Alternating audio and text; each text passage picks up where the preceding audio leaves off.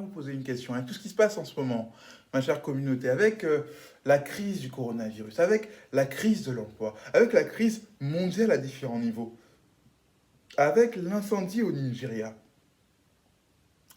avec beaucoup de choses qui se sont déroulées dernièrement, la décapitation de ce professeur, avec tout cela, comment vous sentez-vous? Est-ce que vous êtes déboussolé? Est-ce que vous avez le mal de mer comme peut-être vous l'avez entendu dans un de mes podcasts? Est-ce que vous êtes perdu? Est-ce que ça vous paralyse, vous tétanise? Vous disiez qu'il n'y a plus aucun espoir pour vous. Peut-être que vous dites que finalement, là, il n'y a plus d'ouverture pour s'en sortir actuellement face à tout ce qui se passe. Est-ce que c'est ce que vous vous dites? Est-ce que vous vous laissez freiner par toutes ces choses?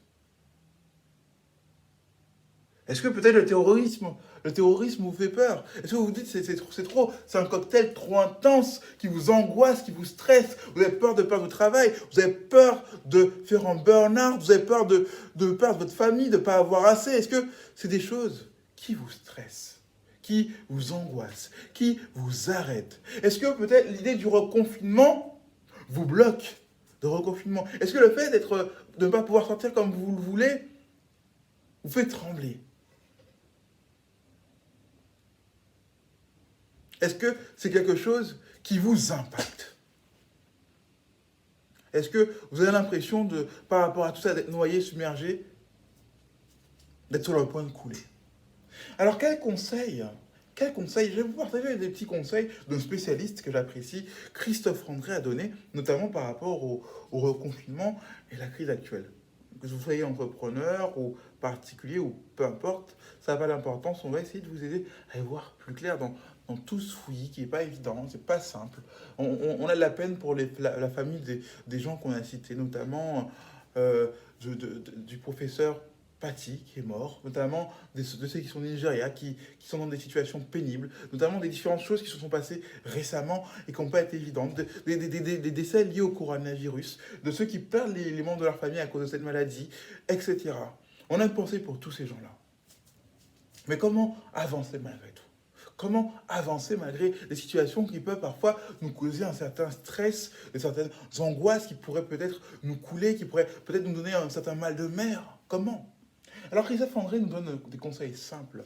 Déjà, si on est reconfiné chez nous, euh, que ce soit juste à partir de 21 h ou peut-être définitivement, si vous êtes en Irlande, vous êtes concerné par cela aussi, c'est de pratiquer du sport à la maison, de faire des choses comme cela, de s'ouvrir quand même, de continuer à s'ouvrir aux gens, de pas hésiter à des choses qu'on connaît, mais c'est très important, de multiplier les contacts à travers Internet, le téléphone portable.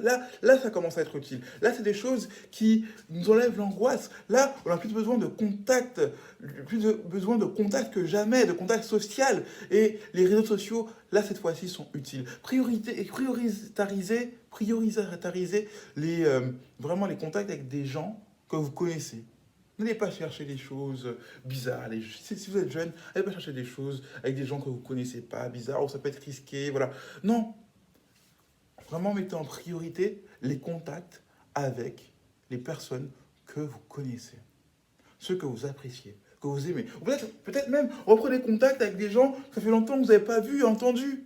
Peut-être même si vous avez peur pour vos grands-parents ou les personnes âgées que vous appréciez, peut-être même prenez le temps de les appeler plus régulièrement. De leur dire, voilà, je t'aime toujours autant, je suis là. S'ils sont à l'aise avec la technologie, envoyez-leur des textos, etc. Ceux que vous aimez, des mots d'amour, ainsi de suite. Prenez le temps de faire ces choses-là. Peut-être aussi de, de vous attarder sur de nouveaux projets pour après le confinement, de voir aussi comment vous vivez les choses intérieurement à travers la méditation de pleine conscience. On ne parle pas de la méditation transcendantale, la méditation de pleine conscience et la transcendantale, c'est deux choses différentes. Mais voilà, écoutez les musiques qui vous plaisent, évadez-vous à travers des livres, à travers des audios, à travers des podcasts comme là, ou comme des vidéos YouTube. Si vous êtes entrepreneur, euh, réimaginez les choses, réévaluez les choses peut-être. Voyez comment, ou chef d'entreprise, voyez comment, voilà, est-ce que c'est si votre activité est impactée, mais bon, ça peut encore tenir. Est-ce que je dois licencier? Mais c'est pas évident, c'est des choix pas faciles, ça se comprend. Mais des fois, vous allez peut-être vous dire, tiens, là, lui, il est très compétent, il ramène plus de chiffre d'affaires, alors que les autres, ils ont plus de mal dans ce domaine-là.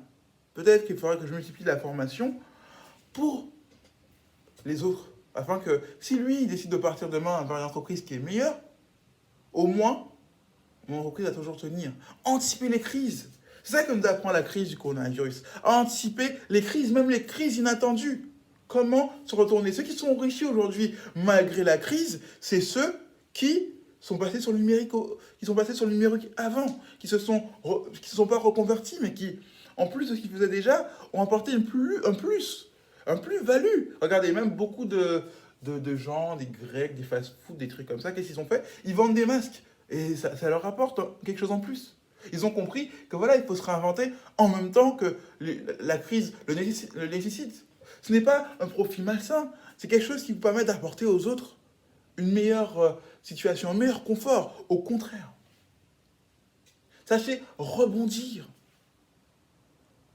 Peut-être même certains d'entre vous qui, voilà, à l'époque pour votre travail, essayez de voir peut-être pour trouver quelque chose en entrepreneuriat qui peut vous aider, qui peut marcher en ce moment, qui peut vous aider à combler ce vide.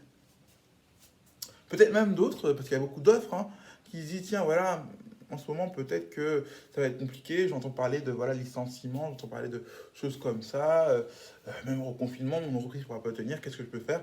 Ben, les offres de télétravail se sont multipliées sur Internet depuis le premier confinement, depuis que le coronavirus s'est étendu en France, en Europe et dans le monde.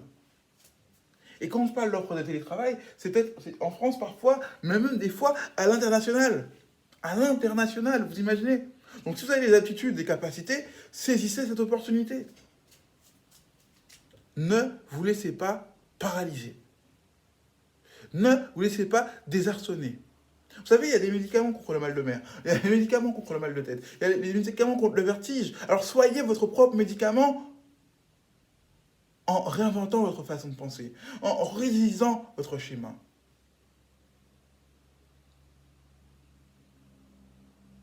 Vous allez vous dire, voilà, moi, dans cette situation, tout contexte actuel, je suis de plus en plus limité. Il y a beaucoup de choses qu'on peut faire qui peuvent nous faire du bien. Prendre le temps de s'intéresser aux autres, s'attarder sur eux, vraiment les aider, ça peut beaucoup nous apporter, intérieurement. Alors n'hésitez pas, si vous avez d'autres idées qui peuvent aider les gens, à les mettre en commentaire, à noter aussi ce podcast ou cette vidéo si vous la regardez en visuel, et à vous abonner. C'était Anthony Rives, coach, accompagnateur au bonheur pour vous servir.